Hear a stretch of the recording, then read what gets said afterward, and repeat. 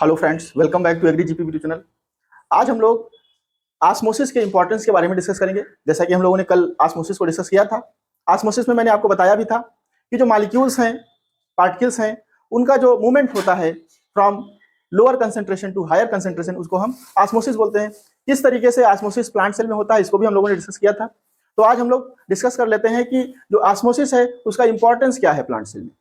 तो देखिए, जो भी प्लांट है वो अगर सॉइल से वाटर को एब्जॉर्ब कर रहे हैं तो ये भी एक ऑस्मोसिस का ही फंक्शन है। मोस्ट ऑफ दी जो वाटर इनटेक होता है प्लांट में वो ऑस्मोसिस के थ्रू ही होता है। तो इस तरीके से जो ऑस्मो रेगुलेशन है वो भी संभव हो पाता है, और प्लांट्स के अंदर जो मिनरल्स हैं उनका जो है ट्रांसपोर्टेशन भी वाटर के थ्रू हो सकता है, और एक प्रकार से ऑस्मोसिस इसमें जो है अहम भूमिका निभाता है। इसके बाद अगर हम कहें सेल टू सेल जो मूवमेंट होता है वाटर का या फिर सब्सटेंसेस का, ये भी जो है ऑस्मोसिस के थ्रू ही हो पाता है।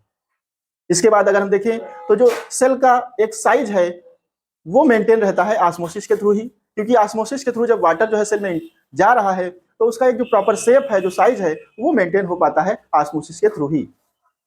ठीक है, तो इस तरीके से ऑस्मोसिस जो है वो बहुत ही इंपॉर्टेंट रोल प्ले करता है in case of plant cell. अभी देखिए, हम लोग डिस्कस करेंगे प्लाज्मोलाइसिस के बारे में। ठीक है, आज का मेन टॉपिक जो है ये प्लाज्मोलाइसिस है। ठीक है, प्लाज्मोलाइसिस क्या है इसको हम लोग समझेंगे। ठीक है, प्लाज्मोलाइसिस देखिए, जैसा कि मैंने आपको कल बताया था, हाइपरटोनिक सॉल्यूशन, हाइपोटोनिक सॉल्यूशन और आइसोटोनिक सॉल्यूशन।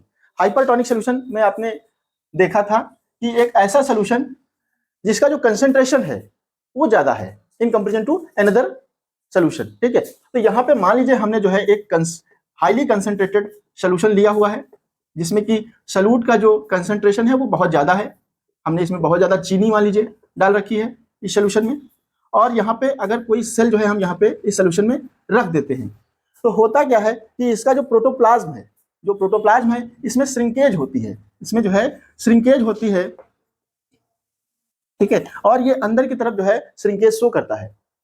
इन जनरल अगर देखें तो अगर कोई प्लांट सेल है तो इसका जो प्रोटोप्लाज्म है, इसका जो प्रोटोप्लाज्म है वो सेल वाल से अटैच रहता है, बिल्कुल सेल वाल से जो है अटैच रहता है। इसमें किसी प्रकार का कोई गैप नहीं होता है, इसमें किसी प्रकार का कोई गैप नहीं होता है। जैसा कि आप यहाँ पे देख सकते हैं, इस तरीके से प्रोटोप्लाज्म जो है ये पूरी सेल में जो है स्कैटर्ड रहता है, और यहाँ पे किसी प्रकार का कोई गैप सेल वाल और इस प्रोटोप्लाज्म के बीच में नहीं रहता है, केवल सेल मेम्ब्रेन जो है चारों तरफ रहती है। ठीक है, लेकिन जब इसको हम हाइपरटोनिक सॉल्यूशन में रखते हैं तो क्या होता है कि इसके अंदर का जो सेल सैप है उससे वाटर निकल करके बाहर की तरफ आने लगता है, जिसको हम कल बोल रहे थे एक्सोऑस्मोसिस। हमने कल इसको समझा था।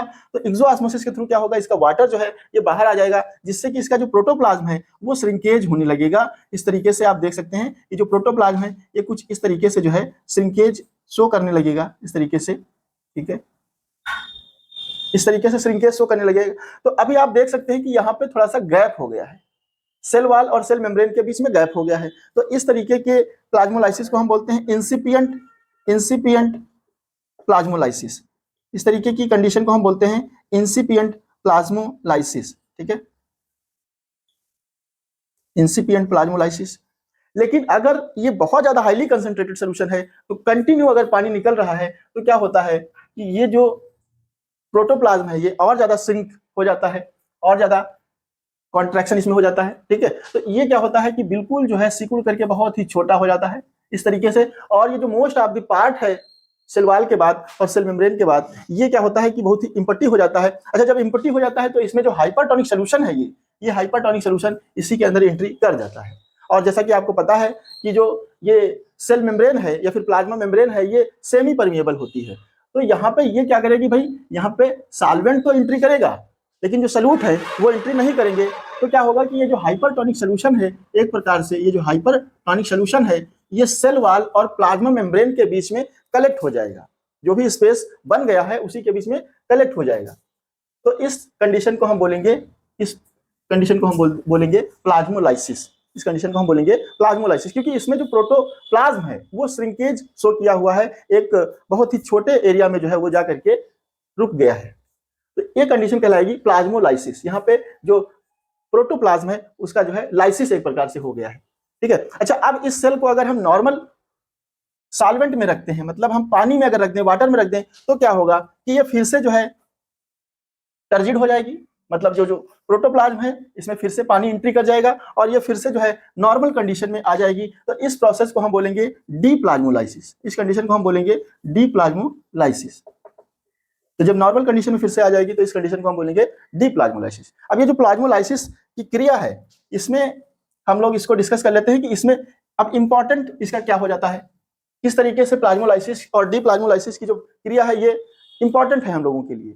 तो देखिए जो मीट है या फिर जो फिश है इनका जो कंजर्वेशन है, मतलब इसको जब हम सेफ रखने की बात करते हैं तो जो आप साल्ट है इसको जो है आप इसे ट्रीट करते हो। तो जब ट्रीट करते हो तो ये जो अब मैंने आपको बताया अभी इधर बैक्टीरिया वगैरह जो है ये एंट्री नहीं कर पाएंगे। जब एंट्री नहीं कर पाएंगे इसका मतलब क्या है कि इन बैक्टीरिया का जो है प्लाज्मोलाइसिस हो जाएगा और ये बैक्टीरिया जो है डिस्ट्रॉय हो जाएंगे। इसी तरीके से जैम और जेली में अगर हम जो है हाइपरटोनिक सोल्यूशन या फिर हम कहें कि चीनी का जो है हाईली कंसंट्रेटेड चीनी का अगर घोल डाल दें तो उसमें भी जो है ये जो बैक्टीरिया है ये प्लाज्मोलाइज हो जाएंगे और इस तरीके से क्या होगा कि जो जैम है या जेली है इसको जो है सुरक्षित रख पाएंगे।